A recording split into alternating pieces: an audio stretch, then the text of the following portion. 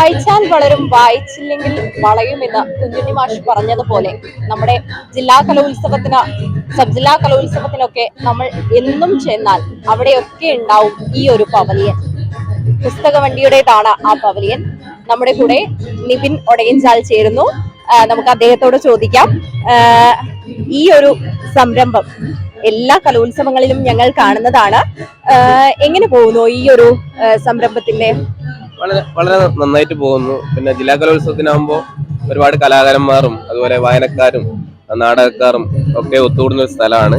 അപ്പോൾ വളരെ നല്ല രീതിയിൽ തന്നെ ഇത് മുന്നോട്ട് പോകുന്നുണ്ട്. വിപണനമൊക്കെ എങ്ങനെയാണ്? നല്ല രീതിയിൽ പോകുന്നു. അതുകൊണ്ടാണ് തുടർച്ചയായിട്ട് നമ്മൾ എല്ലാ വർഷവും ജില്ലാ കലോത്സവത്തിൽ പുസ്തകങ്ങൾ ഇങ്ങനെ ഡിസ്പ്ലേ ചെയ്യുന്നത്. ഏറ്റവും കൂടുതൽ വിറ്റഴിച്ചു പോകുന്ന പുസ്തകം ഏതാണ്? ഒരുപാട് പുസ്തകങ്ങളുണ്ട്. മരണവംശമുണ്ട് ഷാജികുമാറിന്റെ, അതുപോലെ തന്നെ റാം കെയർ ഓഫ് ആനന്ദി, ഏറ്റവും പ്രിയപ്പെട്ട എന്നോട്. അപ്പൊ യങ്സ്റ്റേഴ്സിന്റെ ഇടയിൽ അതൊക്കെ നന്നായിട്ട് പോകുന്ന പുസ്തകങ്ങളാണ്. ഈ ഒരു കലോത്സവത്തിന് ഇങ്ങനെയൊരു ലക്ഷ്യം, നിങ്ങൾക്ക് എന്തെങ്കിലും ഒരു ലക്ഷ്യം ഉണ്ടാവില്ലേ? മെയിനായിട്ട് പുസ്തക വണ്ടി എന്ന് പറയുന്നത് വായനക്കാരിലേക്ക് നേരിട്ട് പുസ്തകങ്ങൾ എത്തിക്കുന്ന ഒരു സംരംഭമാണ്. അതുവഴി വായന വളർത്തുക എന്നുള്ള ഒരു ഉദ്ദേശമാണ് ഞങ്ങൾക്കുള്ളത്. അപ്പൊ ഞങ്ങൾ രണ്ട് ചെറുപ്പക്കാരാണ് ഇത് തുടങ്ങിയത്. ഞാനും അതുപോലെ തന്നെ ജയേഷ് കൊടക്കൽ എന്ന സുഹൃത്തുണ്ട്. അപ്പോൾ അവരിന്ന് വരണം അത്ര. അപ്പോൾ അങ്ങനെ ഒരു ഉദ്ദേശമാണ് മെയിനായിട്ടുള്ളത്. ആളുകളിലേക്ക് വായന മാക്സിമം എത്തിക്കുക എന്നുള്ളതാണ് നമ്മുടെ ഒരു ഉദ്ദേശം. കൂടുതലായിട്ടും വരുന്നത് ഇന്നത്തെ തലമുറയാണോ മുൻപത്തെ തലമുറയാണോ? വായന എന്ന് പറയുന്നത് മുമ്പത്തെ തലമുറ തന്നെ കൂടുതലായിട്ടുള്ളത്. പിന്നെ ഇപ്പോ എന്താ പറയാ, ആഫ്റ്റർ കൊറോണ കുറച്ചും കൂടി യങ്സ്റ്റേഴ്സ് വായനയിലേക്ക് വന്നിട്ടുണ്ട്.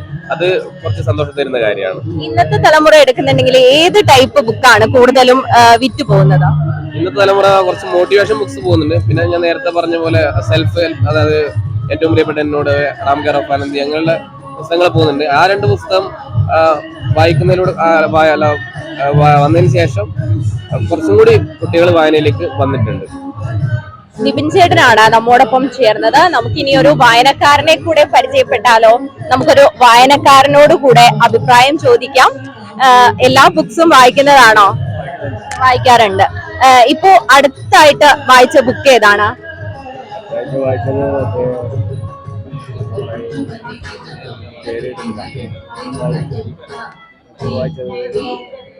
ഏറ്റവും കൂടുതൽ ഇഷ്ടപ്പെട്ട ബുക്ക് ഏതാണ് വായിച്ചതിൽ വെച്ചിട്ട്? ഓക്കെ, അപ്പം മഞ്ഞിനെയാണ് ഏറ്റവും കൂടുതൽ ഇഷ്ടപ്പെട്ടത്. പിന്നെ രണ്ടാമത്തെ ഏതാണ്?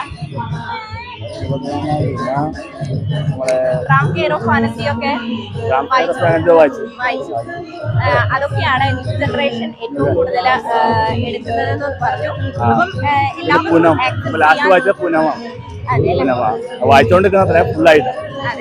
അപ്പം ഏറ്റവും പ്രിയപ്പെട്ട എന്നോട് വായിച്ചായിരുന്നോ? വായിച്ചില്ല. നിംന വിജയുടേതാണ്. അതും പുതിയ തലമുറയ്ക്ക് പറ്റിയതാണ്, പക്ഷെ നമുക്ക് വായിക്കാം. ഓക്കെ, അപ്പം ഞങ്ങളോട് സഹകരിച്ചതിന് നന്ദി. മറ്റൊരു വായനക്കാരനോട് കൂടെ നമുക്ക് ചോദിച്ചു നോക്കാം. ബുക്സ് വായിക്കുന്ന ആളാണോ? ബുക്സ് കുറെ വായിക്കുന്ന ആളാണോ?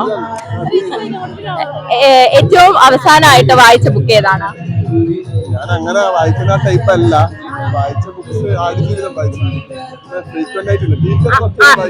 അതെ അല്ലേ? ഓക്കെ, ടീച്ചർ വായിച്ച ബുക്ക് ഏതാണ് അവസാനമായിട്ട്?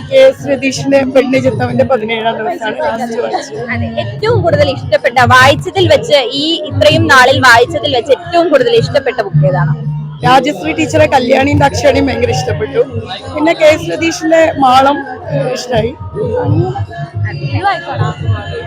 അതെ, കുഞ്ഞുണ്ണി മാഷ് പറഞ്ഞതുപോലെ വായിച്ചാൽ വളരും, വായിച്ചില്ലെങ്കിൽ വളയും. അപ്പോൾ എല്ലാവരും കിട്ടുന്ന സമയം മൊബൈൽ ഫോണും ഒക്കെ ആയിട്ട് നമ്മൾ സ്പെൻഡ് ചെയ്യുന്ന സമയത്ത് അല്പസമയം നമ്മുടെ വായനയ്ക്ക് കൂടെയായി നൽകുക. ക്യാമറാമാൻ ബാലകൃഷ്ണൻ പാലക്കിക്കൊപ്പം വിഭിഷ പനിൽ, സിറ്റി ന്യൂസ്.